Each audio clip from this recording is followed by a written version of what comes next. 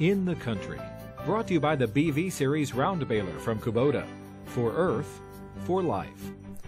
Travel the countryside in old dilapidated barns dot fields and tree lines standing as skeletons of days gone by.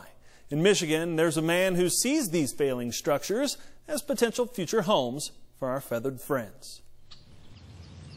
Weathered and worn, this barn is just one strong wind away from finality. But hidden in this mass of termites and timbers are planks of promise.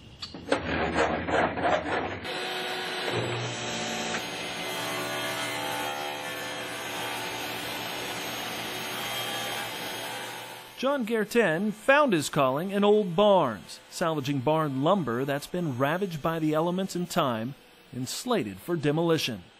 Saw all these old barns falling down and thought it'd be a noteworthy thing to try and preserve some of them for a better purpose.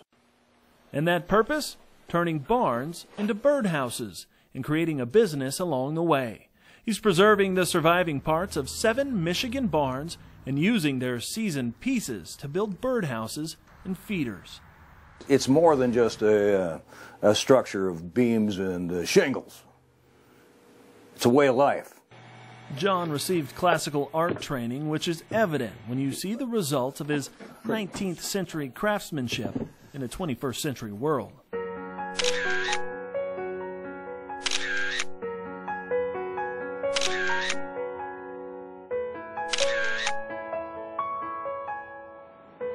We have come to live in a disposable age.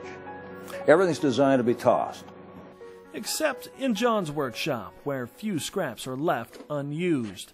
They become the fine detail that John strives to achieve. Everything's handmade. I mean, all this, it's all hand cut. But a process like that cannot be rushed, as he spends hours to get the details just right. John and his occasional help build maybe 100 houses a year. This is a 19th century product. Doing a day? Never. If I'd knock out 10 in a week, that's a darn good week. He'd purchase his barns past their prime, stripping and ripping them down to the frame, giving him ample piles of aged material. John finds character in every cracked and splintered piece of wood.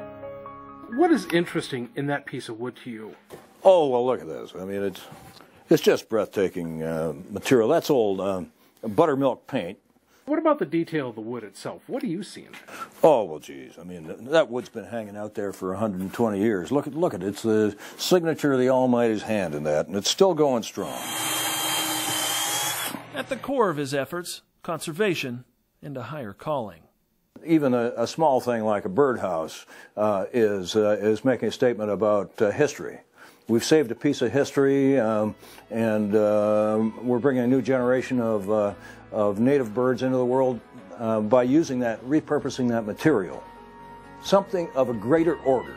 It should be a thing of reverence to save the past and bring that into the future. You know, isn't that really what it's all about? A holiness in history.